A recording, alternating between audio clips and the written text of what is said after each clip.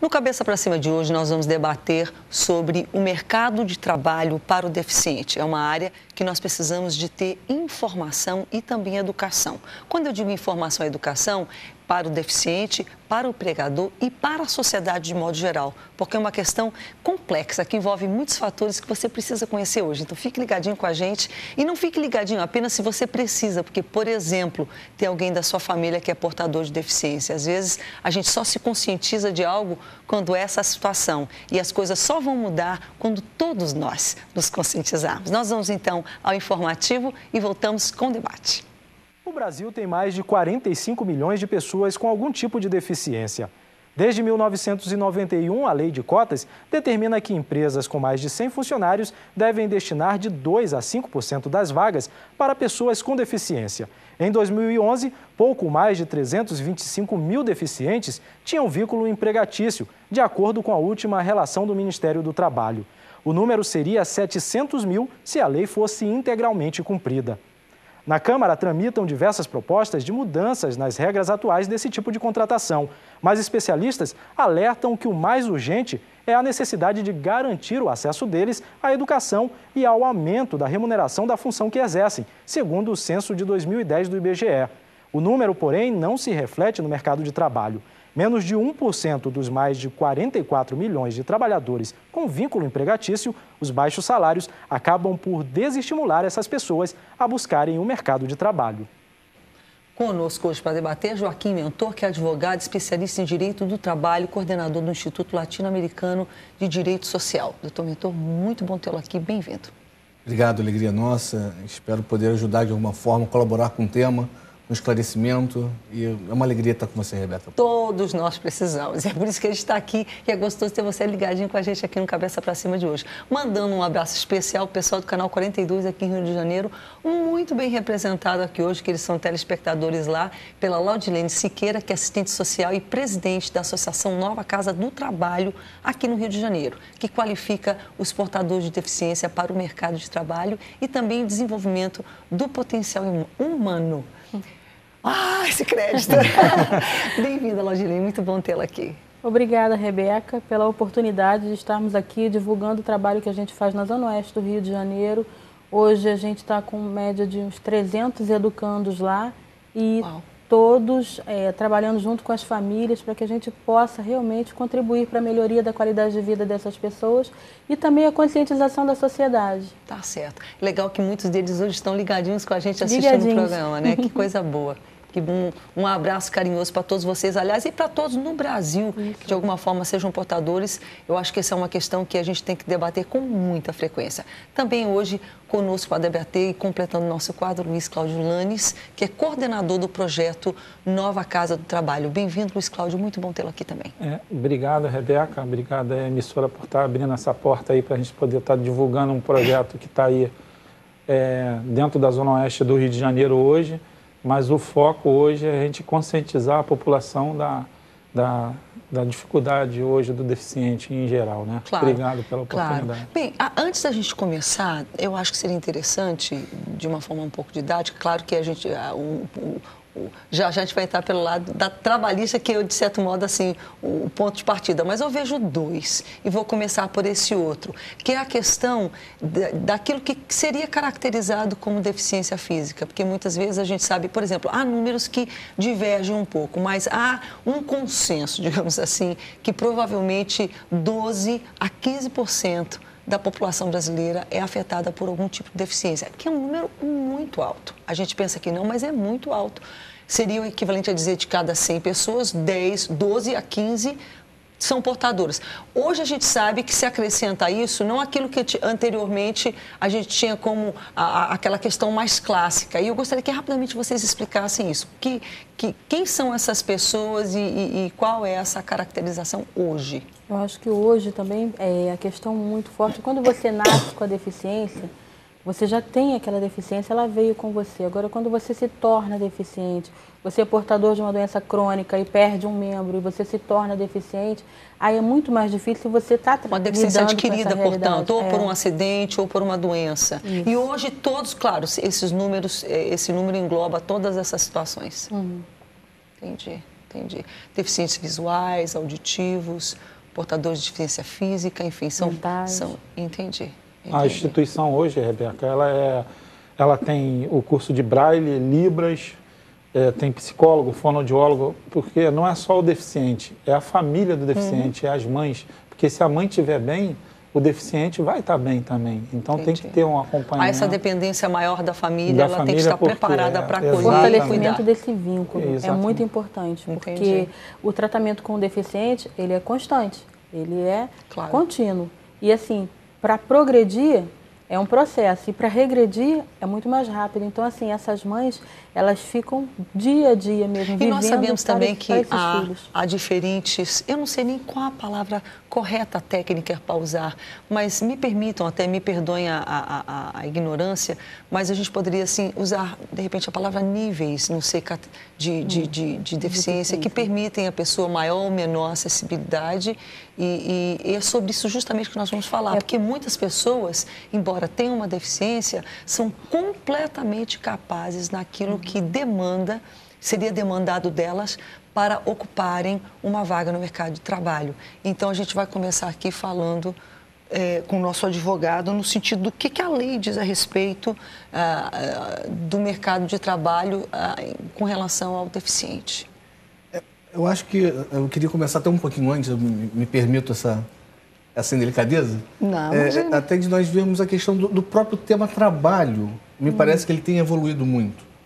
Porque enquanto o trabalho antes era visto, de maneira geral, como algo que era penoso, que era algo que não devia ser acessível ao deficiente, porque quando nós estudávamos na Faculdade de Direito, e há poucos anos, portanto, os manuais que ainda hoje circulam na graduação de Direito, eles vão dizer que a palavra trabalho vem de tripalium, que era um instrumento que se usava para tortura. Uau! Contanto que vem trabalho de parto, não é? Então, trabalho é algo doloroso. Trabalho é aquilo que inflige sofrimento. Com a Rerum Novarum... Vamos proteger o deficiente disso. Não trabalhe. É verdade, a visão era essa. Não, eu estava vendo que até os anos 40, na verdade, o deficiente não era inserido ponto no mercado de trabalho. Não, e pela visão que se tinha, não deveria ser. Entendi. Porque você partia de uma visão greco-romana, onde o deficiente era jogado fora, não é? O famoso Monte Tigéria, onde se eram lançadas crianças que nasciam com algum tipo de mutilação, com algum tipo de deficiência visualmente percebida pelos pais, e você vem num crescente que melhora muito com uma atuação da Igreja Católica. Porque com a Rerum Novarum, que se passa a ter uma nova visão do trabalho. Que aí agora o trabalho era aquilo que te proporcionaria o ócio. Então você, igual a Deus, trabalharia 6 dias por semana para ter direito a um sabá no 7º dia de trabalho. E aí nós começamos a ter uma mudança nessa visão com a doutrina social. Nós passamos a ter agora uma noção que o trabalho é dignificante para a alma. Certo. Então o trabalho não tem só essa questão do seu sustento, mas ele dignifica. Eu acho que hoje isso é mais propalado do que nunca, né? Essa questão do prazer de gostar do que você faz. Enfim. Só que você tem um lado das pessoas que até hoje não querem trabalhar. Que ainda continuam com essa acepção de que se eu posso ter um benefício governamental qualquer que seja, eu prefiro ficar fora do mercado de trabalho. E esse é um problema que nós encontramos diariamente quando lidamos na questão do deficiente físico. Que às vezes tem tanto acesso a alguns benefícios do governo que ele fala: obrigado, Luiz, muito obrigado pela oferta, não vou querer trabalhar. Porque o trabalho não vai me proporcionar o mesmo ganho que eu consigo. Joaquim, doutor Joaquim, só um minutinho. Vocês encontram isso? Olha, eu vou falar uma coisa, não é nem que eles não queiram trabalhar, é porque muitas vezes a gente não tem estrutura para receber essa pessoa então, trabalhar no mercado não é o de trabalho em si, mas é todo o processo para chegar por lá. Isso que condução, a estrutura, por exemplo, a gente fala assim, tem N vagas, o mercado de trabalho tem muitas vagas disponíveis para os deficientes, tem, mas vamos lá, vamos pensar, o cadeirante, ele vai sair de casa na cadeira de rodas. Primeiro, para a gente, já é difícil pegar horas e horas no engarrafamento. Bangu para o centro da cidade, você imagina, uma pessoa comum. Aí tem um ônibus só com acessibilidade, quer dizer, ele tem hora para chegar no trabalho, não tem? Ele vai ser um profissional contratado pela empresa e cobrado. Aí ele vai perder o que ele já tem, que é o benefício assistencial que ele já tem, para poder ir para a empresa, para cumprir horário. E assim, se passar um ônibus só, como nós vamos fica, chegar, acho que, não sei se nesse bloco ainda, mas pode ser provavelmente no segundo, a questão da remuneração, que a gente sabe que a conquista da remuneração é algo, é só fazer um paralelo que logo todo mundo cai a ficha. Por exemplo, hoje é um trabalho muito grande mundial, e claro no Brasil também, para que a mulher, por exemplo, que é tão qualificada quanto o homem, ganhe igual a ele, ou que não haja uma acepção no sentido social, ou qualquer outra coisa que esbarre com a qualificação da pessoa versus o que ela ganha. Então, muitas vezes, essa pessoa, tá bom, tem vaga para ela? Tem, mas ela ganha quanto? De acordo com a qualificação que ela tem. Então, de repente, Joaquim, não estou defendendo, mas eu vejo o teu posicionamento, que a questão de educar a sociedade, mas também a pessoa deficiente, de repente, dela encontrar essa coisa que lhe traga prazer, o quanto o trabalho é importante também para esse lado da autoestima, do desenvolvimento pessoal. Sim, não, eu até acho que muitas pessoas buscam efetivamente o trabalho, mas esse é um problema social que a gente encontra, que também temos que conscientizar. E não é só entre o deficiente, não. Muitas vezes a pessoa lógico. que tem algum tipo de assistência, ela prefere simplesmente Isso aí. depender É um problema daquilo. crônico no Brasil. Isso, não é um isso. problema No caso do deficiente, é mais a questão mesmo da dificuldade da limitação no dia a dia. Entendi. A gente fala assim, Mas tem quando a vaga. você soma as duas culturas, eu acho que esse que é o desafio que ele está colocando aqui. É. A cultura de depender mesmo, já quem tem quem faz, por que eu vou ficar ralando? É. Quando a gente vê a importância desse desenvolvimento pessoal da pessoa. E nós conversávamos antes do programa inicial, eles me diziam que isso tem mudado muito. Tem. Até porque as mães hoje forçam os filhos, não, você tem que trabalhar. Tem que aprender Você alguma tem coisa. que ter um ofício. Não Tem é? um Aquela Rodrigo visão aí, a mãe assistencialista, ela já não é Já tão não é. aceita como era um Não, tempo porque atrás. a família- Isso é muito legal. Isso é bom. Isso é Quando a muito legal. família participa, eles ajudam a exercer essa cidadania plena. Não é a cidadania só da assistência, mas a cidadania de você desenvolver o potencial humano máximo que ele puder, entendeu? Mas vamos lá, além desse aspecto, então, o que a lei prevê, por exemplo, para garantir que haja vagas no mercado de trabalho? Existe? Está sendo cumprido? Como é que funciona? Existe. Na verdade, a legislação é muito boa. A gente vai encontrar do mesmo jeito que a legislação é muito boa para proteger o trabalho da mulher, a Constituição diz no artigo 5º, no seu caput, que todos são iguais perante a lei. O legislador constituinte fez questão de repetir que homens e mulheres também seriam iguais perante a lei. E ainda assim nós vemos essa dificuldade de trabalho entre homens e mulheres. Não é que não haja lei, mas talvez haja um ranço social. Mas essa é uma questão precisa ser mundial vencido. e muito brasileira. Muito. Lei é maravilha. A Agora, lei é maravilhosa. Mas no campo da assistência ao Onde a deficiente gente fixo, está? me parece que a lei é muito boa mesmo. Assim, nós temos talvez uma das melhores legislações do mundo. Entendi. Porque o Brasil ele tem uma proteção desde a Constituição de 88, uma proteção que ela veio depois na Lei 8.112, que regula o serviço público, obrigando a se destinar uma cota de todos os concursos públicos para os deficientes físicos, uma cota de até 20%. Então começa pelo serviço público. Começa pelo serviço público. Foi a primeira norma, foi a Lei 8.112. Depois, no ano seguinte, a Lei de Custeio da Previdência Social determinou que as empresas com mais de 100 funcionários destinassem um percentual do seu Independente quadro... de serem públicas ou privadas. Agora sim para as empresas privadas, aquelas que Iniciativa custeiam para o regime geral da Pronto, Previdência. o público já era... O público já era com 8.112, agora para o regime geral da Previdência Social, para aqueles que vão contribuir para o INSS.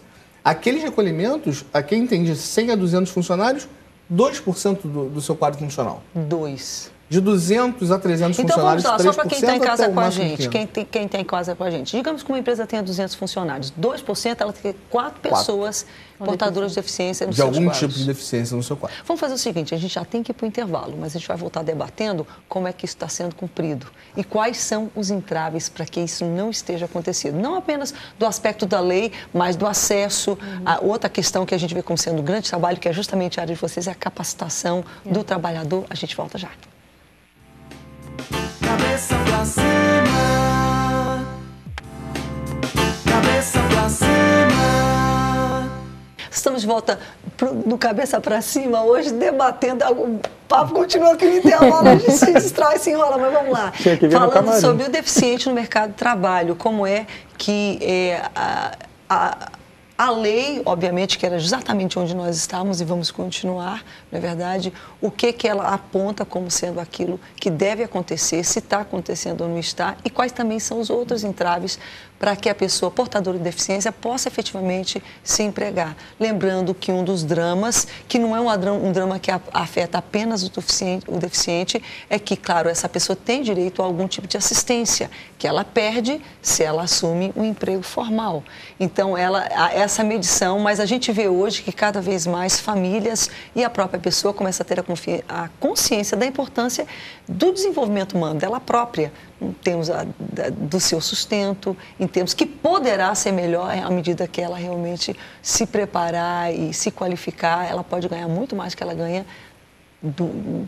por forma de assistência, na verdade, governamental. Então, a gente sabe que isso é muito importante. Mas há muitos desafios e é sobre eles que nós queremos debater nesse segundo bloco. Vamos lá. A lei, então, coloca que 2% das empresas com mais de 100 pessoas, 100 a 200 pessoas, como você falou 100 a 200, isso pressupõe que 200 para mais são mais, uma porcentagem maior? Varia de 2 a 5%. 2 a 5, tá. De 100 a 202, acima de 1.005, ela vai sendo escalonado, 2, 3, 4 e 5. Entendi. Então, e isso vem tentando ser cumprido. Acho que foi muito bem colocado pelos companheiros da Casa do Trabalho a questão da acessibilidade. Que às vezes o empregador tem muito boa vontade de contratar, tem muito boa vontade de ter nos seus quadros, mas a empresa não tem um prédio, não tem um prédio que possibilite o acesso. Mas vem cá, a lei também já não prevê isso? Por exemplo, eu vou dar um exemplo aqui. Nós trabalhamos com igreja, certo? Enfim, é parte do nosso trabalho. A lei é rigorosíssima em cima de nós, em termos de acessibilidade, elevadores, rampas, esse tipo de coisa. Me parece que a construção que vem sendo feita de alguns, talvez 4, 5 anos para cá, realmente nós temos uma exigibilidade maior.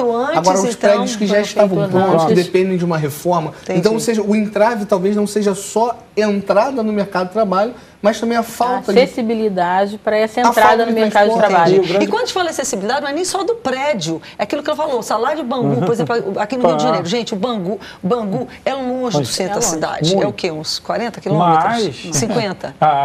Pronto, uns 50 quilômetros. Ali pela Avenida Brasil, que acho que é uma das avenidas mais conhecidas do Brasil. Mas, enfim, mas independente de garrafamento, todo mundo pega. Claro que ele conseguiu um ônibus, digamos, que um cadeirante, por exemplo. E com acessibilidade, ele já vai chegar. Pessoas normais, que pegam aquele ônibus que não precisa ser aquele ônibus com acessibilidade. Já chega atrasado, imagine ele que só vai ter um no máximo, numa linha. A gente tem 2, 3. Dentro da ONG, a gente tem um projeto de empregabilidade para pessoas normais, comuns, né?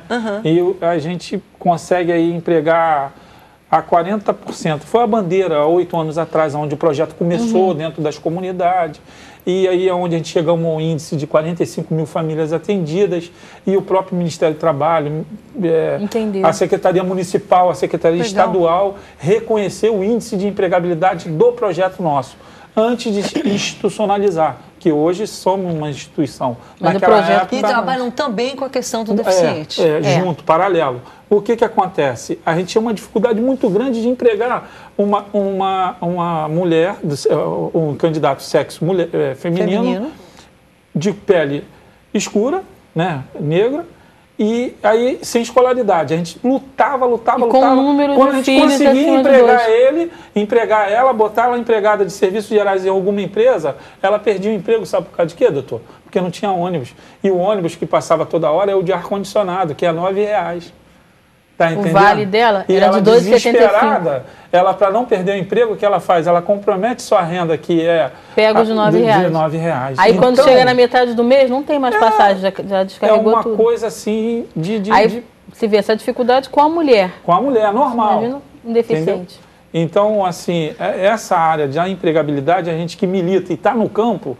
Uma coisa A acessibilidade, portanto, quando se fala acessibilidade, não é só o aspecto da adaptação do ambiente, mas estamos falando de todo o contexto. O contexto de transporte. Exatamente. Bem, essa é uma questão, esse é um lado da moeda, mas rapidinho.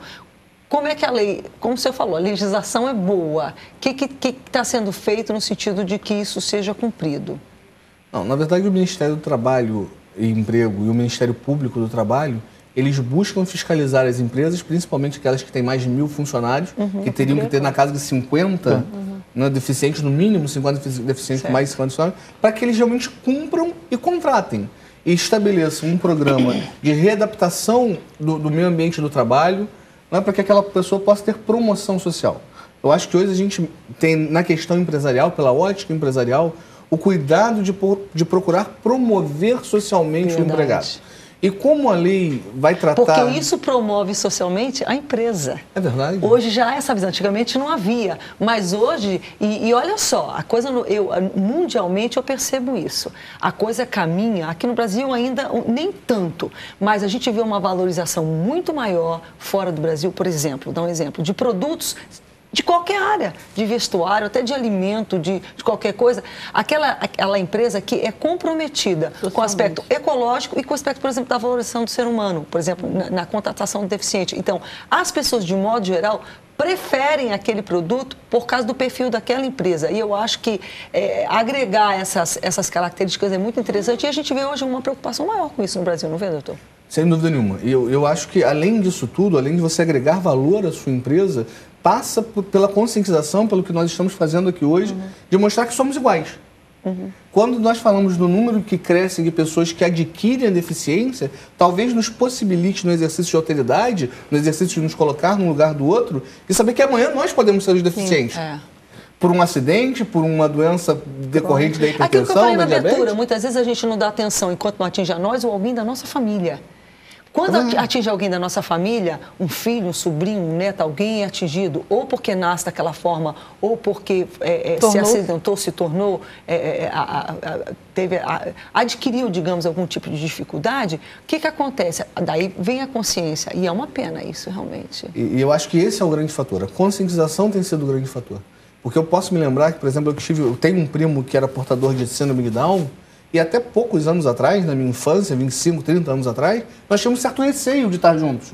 Porque o que dizia era assim, ele é muito forte e não sabe o que faz. Ele pode me bater. Não é? A Ele pode me noção agredir. é essa. Hoje não. Hoje você quer ter contato com as pessoas, quer conhecer daquele mundo. Muitos deles, inclusive, hoje estão inseridos no mercado de trabalho e têm capacidade para isso. Ele é um caso, está inserido no mercado de trabalho. Vem cá, eu tenho lido que até muitas vezes, muitos empregadores têm colocado, eu vi isso na pesquisa, que o nível de produção da pessoa deficiente é muito bom. Até porque, quando ele consegue, ele quer manter aquilo. Então, ele é muito dedicado, geralmente é um trabalhador responsável. Claro que a gente sabe que não todo ser humano, independente de ter ou não deficiente, você poderá ter uma pessoa mais atenciosa, ou menos atenciosa, ou mais ligada. Então, a gente sabe que isso é igual, da mesma forma para a pessoa que tem a deficiência ou não. Eu acho que a gente também não pode querer diferenciar. Mas a gente sabe que há esse elemento a mais, sim, da valorização de ter conseguido aquilo que é muito mais difícil para ela. Existe, de fato, isso? Existe, sim. Eles dão valor àquilo que eles conseguem, àquilo que eles adquirem, porque sabem a luta que é. Todos eles, assim, desde lá nas oficinas, a gente percebe como aquilo faz bem para eles, aprender alguma coisa, isso aí é natural.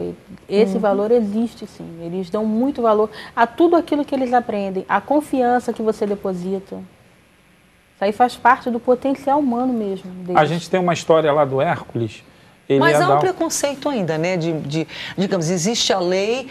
e vocês estão trabalhando justamente... Olha, o que a gente procura fazer lá é mostrar às pessoas, até na área, assim, por exemplo, quando inaugurou a Associação Nova Casa do Trabalho, aí as pessoas pensavam, não, vai fazer um trabalho com a criança, vamos fazer um trabalho, porque geralmente as pessoas procuram mais trabalho com a criança ou com o jovem, não, nós vamos trabalhar com deficientes.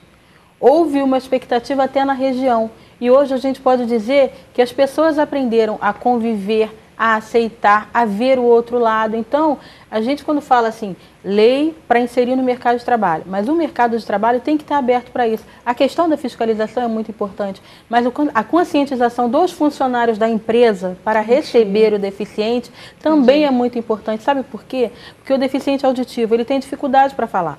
Aí a gente tem lá o curso de Libras, que ensina eles a se comunicarem, né, pela linguagem de sinais. Mas muitas vezes, na empresa, poucas pessoas têm conhecimento de Libras. Aí quando ele começa a falar em Libras, nem sempre ele é bem recebido.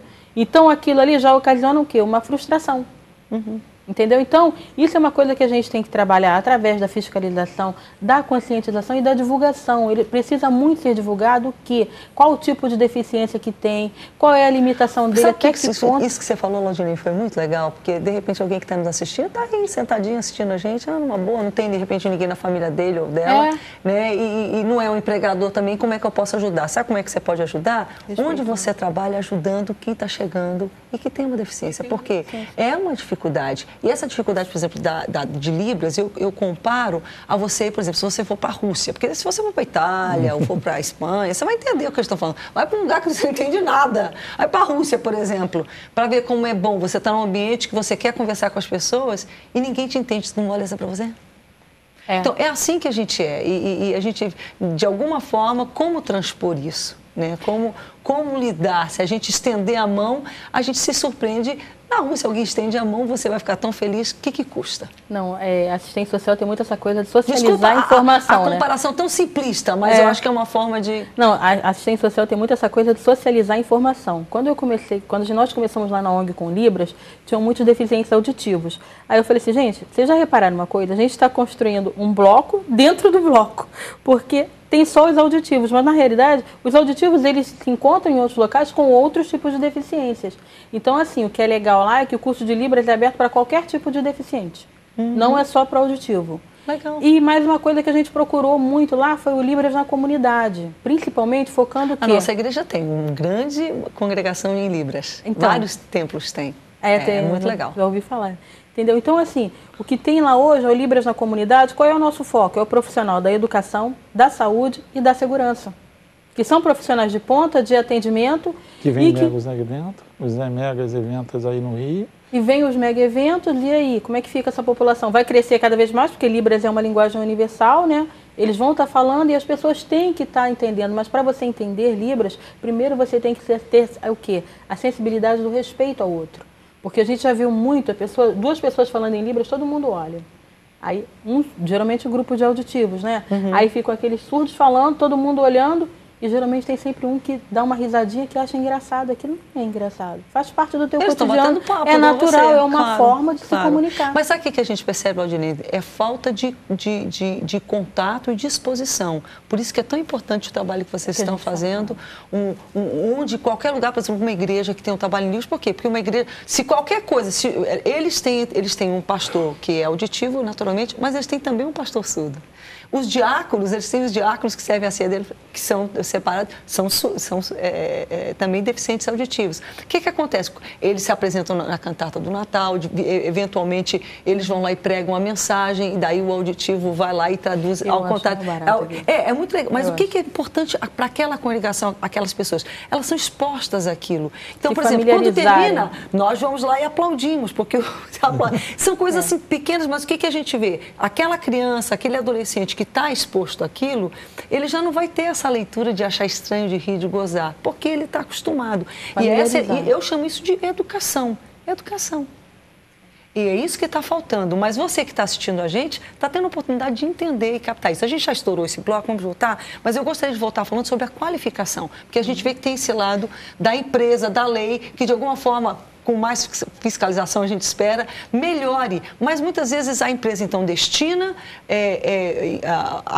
todo um esforço, de repente, até em termos de acessibilidade, mas também esse trabalhador tem que estar qualificado. Como é que isso está andando no Brasil? A gente gostaria de debater quando a gente voltar. Cabeça pra cima, cabeça pra cima. Hoje nós estamos debatendo sobre o deficiente e o mercado de trabalho. Eu quero agradecer a participação, já no finalzinho, a gente dá um abraço nele, do Luiz Cláudio Landes, que cedeu o lugar dele para uma pessoa muito especial, o Rodrigo Bernardo Cordeiro, que é deficiente e educando da Associação Nova Casa do Trabalho aqui no Rio de Janeiro. Rodrigo, quero o teu microfone aí, tá contigo o microfone? Não, tá com a minha mãe. Tá com a tua mãe o microfone? Você tá com ele na lapela. Desculpa, falha minha. Você entregou, de mão você entregou mesmo. Muito bom tê-lo aqui. Você é deficiente visual, não é isso, Rodrigo? Deficiente mental. Também. Mental. Mental, não é visual. Não, é mental. Eu achava que ele é deficiente visual. Obrigada pela sua presença. Você está trabalhando, você está sendo, aliás, participando lá da Casa do Trabalho. O que você faz lá? Eu faço decopagem, sandália, decopagem, informática, bijuteria, informática e chinelo da minha mãe, decopagem. Entendi. E você gosta? Muito bom de lá, eu gosto muito de lá, muito bom. Entendi. Teve um tempo que você ficava mais em casa. Você prefere agora esse momento que você pode sair, trabalhar, fazer alguma coisa? Sair não, eu prefiro mais ficar lá, porque sair... Então, sair que eu falo, tá certo. Você gosta de trabalhar, então? Ficar lá, porque sair, ficar em casa, nem pensar. Entendi. E te ensinaram direitinho a fazer as coisas? Muito bom lá, minha filha, muito bom demais, muito bom. Gostei de ver, tu tá botando pra quebrar, tanta gente aqui fica travado, Rodrigo. A gente vê que o Rodrigo realmente tem deficiências importantes, eu diria, mas ele tem como ser capacitado para desenvolver algum tipo de atividade e como isso é importante para ele, ficar em casa nem pensar, você viu o que ele falou? Quer dizer, como se sente aquela pessoa, qualquer pessoa que tem, e isso nos leva, de repente, vamos já falar sobre a qualificação, a algo muito pertinente que o doutor Joaquim, que ele chama de doutor mentor, mas vamos lá, doutor Joaquim, pode ser, é o teu sobrenome, enfim. A questão do que aquilo que muitas pessoas consideram uma deficiência, outros até já veem como um traço da própria forma de ser, não diria que da personalidade, que não é bem isso, mas da forma de ser daquela pessoa. Mas a gente vê que a gente tem muito aquela coisa de categorizar, e, no entanto, todo mundo tem potencial, todo mundo pode fazer alguma coisa. E acabamos de ver como que a gente tem que aprender com o Rodrigo, né? A ficar em casa e nem pensar. Então, hoje, realmente, na filosofia do direito, muito se discute acerca desses ideais de perfeição que a sociedade impõe. Pronto. Porque, na verdade, o que é tido por deficiente é aquele que foge ao padrão médio da sociedade. Mas como dizer se efetivamente é uma deficiência? Ou se aquilo é um traço que vai caracterizar aquela personalidade. Isso sai um pouco para o âmbito da filosofia do direito, mas hoje já é tão aceito a pessoa diferente, ela já passa a ser tão aceita no meio social que ela já não é mais vista como um diferente. Não como um diferente defeituoso, mas como um diferente que também tem a nos ensinar alguma coisa. Eu acho que a questão da educação, ela é realmente o ponto de interseção. Esse acolhimento social, essa inclusão, ela é um dos grandes entraves. Ela é algo assim muito, muito importante, né? Porque ela faz digamos assim, ela facilita outros entraves que surjam, por exemplo, até num transporte, num acesso, numa chegada numa empresa, num local novo. Se há esse acolhimento, eu creio que facilita um bocado. Eu não tenho dúvida que seria essa a grande solução, porque foge ao âmbito do legislador, foge ao âmbito da fiscalização, foge ao âmbito da qualificação, que depende da interação humana, você ter seres humanos melhores capacitados, melhores humanizados nesse convívio com as diferenças. Eu acho que essa é a grande dificuldade de todos nós que trabalhamos de alguma maneira com isso. Com certeza. O nosso tempo está correndo e eu não queria... Eu vou falar da qualificação, mas antes de chegar, que eu não quero deixar de fora algo que eu considero muito importante, que é a questão de como, às vezes, também a família lida. Vamos falar Laudinei, rapidinho sobre isso. Tanto a questão da importância da qualificação, que finda envolvendo a família, e até o fato, muitas vezes, a família esconder quando tem um filho deficiente. Qual é importante? De alguma forma, ela própria não está ali criando uma barreira em volta do filho dela? Exatamente. Ela não está agindo com preconceito? Às vezes, embora ninguém quer julgar essa família. Inconsciente julgando, no sentido de proteger, sim. Então, assim, o que a gente sente muita necessidade lá na Casa do Trabalho é de estar sempre perto dessas mães. Porque, por exemplo, o Rodrigo mora em Vaz Lobo. A mãe dele sai de casa com ele cedo, pega a condução e vai para lá, porque ele se sente bem lá. Entendeu? Então, assim, ele poderia ter ficado em casa. E se ele tivesse ficado em casa, com certeza ele não teria o desenvolvimento que ele tem hoje. E seria mais fácil para ela, em alguns aspectos, não ter que estar indo e vindo, mas mesmo assim ela vai. Mesmo assim ela se dedica. A gente costuma dizer que na qualificação, tira o deficiente, fica eficiente. Porque todos eles têm um potencial para desenvolver. E especiais são essas mães, que lutam no dia a dia ali e fazem fisioterapia, terapia ocupacional, psicologia. Que idade você recomenda, Laudinei, para começar esse processo? Porque a gente sabe que hoje, inclusive, há esse movimento no sentido de que a criança, anteriormente tida como excepcional e especial, ela tinha uma escola especial e hoje ela está inserida, via de regra, no sistema educacional normal. Como é que você vê isso e qual a importância disso efetivamente ser levado a cabo, essa família não esconder essa criança? E, incrivelmente, gente, esse parece ser um problema maior, um drama maior da classe média. A classe mais pobre, ela geralmente abre porque ela precisa desse Ela amparo da sociedade. Às vezes, por conscientização ou por ter, digamos assim, um recurso maior.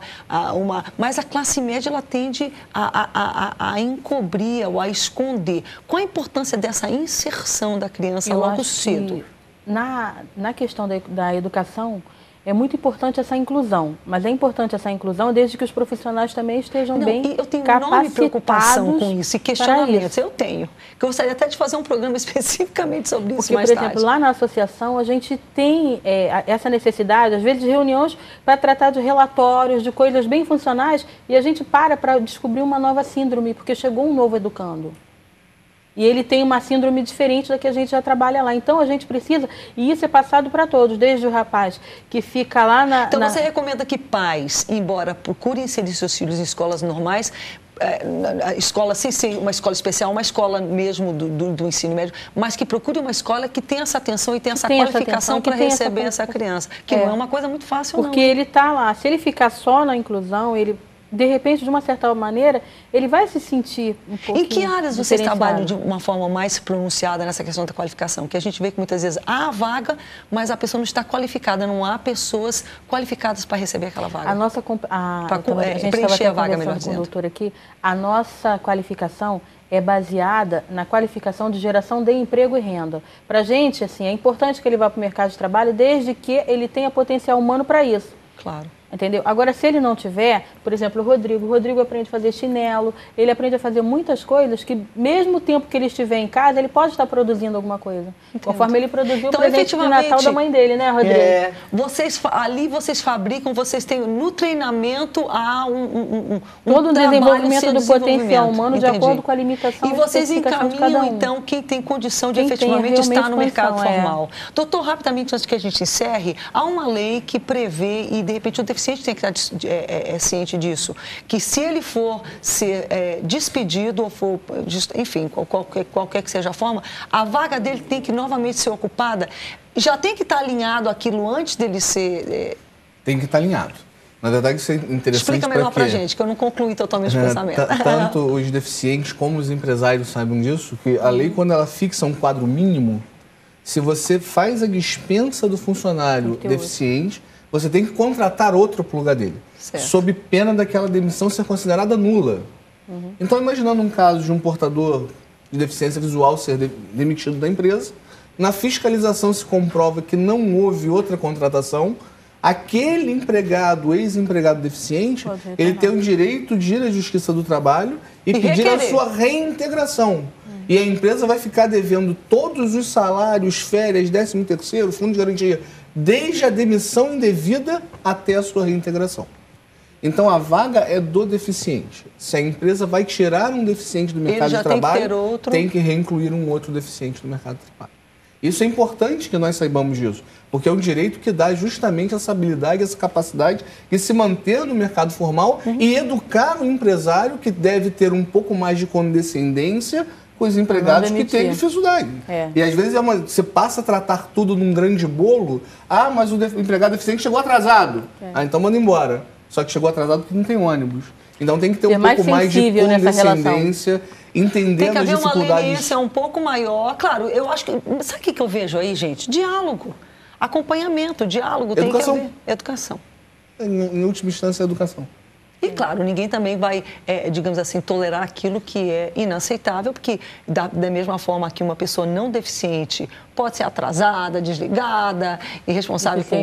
O deficiente também pode, ninguém está querendo aqui beatificar os deficientes, não. Mas a gente vê que eles têm que conviver realmente com um nível...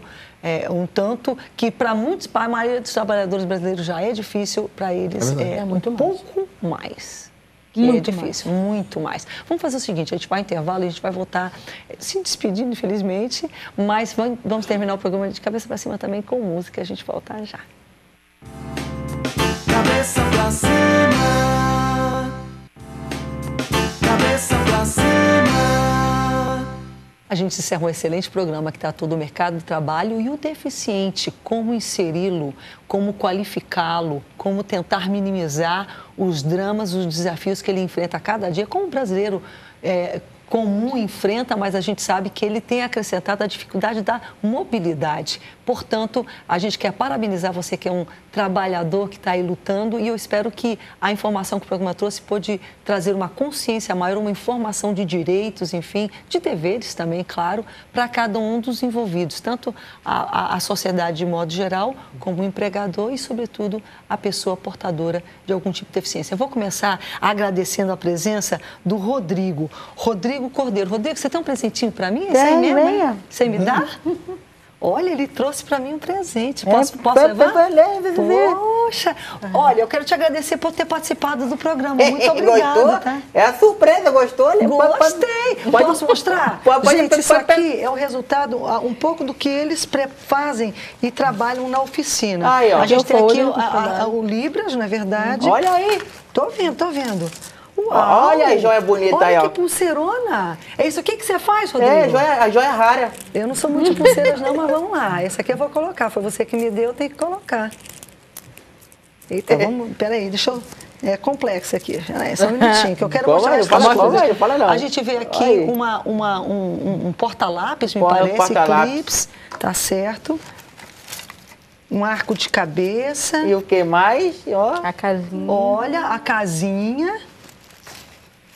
A gente vê aqui uma plaquinha, uma decupagem, tá certo? E a gente vê que o material usado na área de culinária, tá aqui mais uma pulseira. São todas coisas que, de alguma forma, o material tem como ser adquirido a um custo baixo e, no entanto, você vende. Então, há todo até um aspecto de treinamento para a pessoa empreender. Exatamente, a importância disso.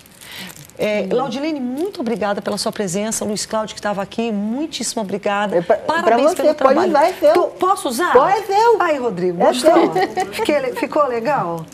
Que eu não sou muito de pulseira, não, mas hoje, eu quero é seu. Muito obrigada. Laudilene, obrigada também. Bota todo esse cabelo. Tudo é meu? Você quer que eu coloque isso aqui? Bota isso aí, olha. Hoje você está mandando. Estou aqui.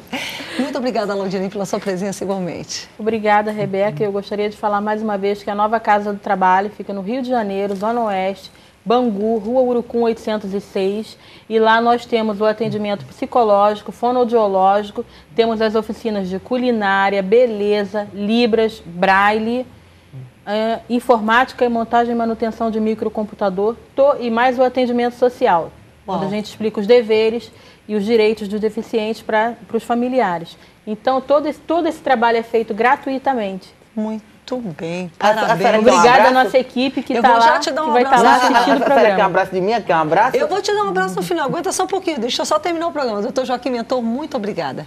Muito obrigado a você, Rebeca, por poder estar aqui. E eu acho que é um apelo realmente à sociedade, ao empregado, ao empregador, ao deficiente, aqueles que se voluntarizam com a causa, que nós possamos construir uma sociedade melhor, conhecendo uma legislação que realmente é muito boa, mas falta talvez um pouco de boa vontade para que todos nós possamos implementá-la. Foi uma alegria estar aqui. Maravilha, muito grato pela presença de vocês e eu creio que todos nós aprendemos um bocado. A gente vai terminar o programa adorando a Deus, agradecendo, recebendo, sendo fortalecido pelo louvor da Soraya Moraes. Mas não esqueçam de refletir sobre o que nós tratamos hoje aqui.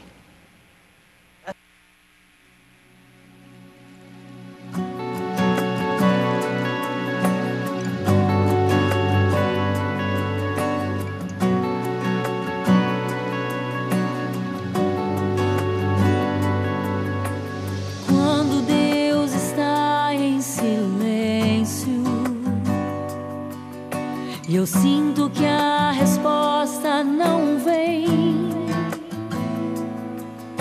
Parece que os céus estão fechados. E às vezes penso em desistir. Apesar do silêncio, eu te adorarei. Humilhado aos teus pés me prostrarei. Sei que podes me ouvir. Eu não vou desistir de clamar Jesus, Filho de Davi.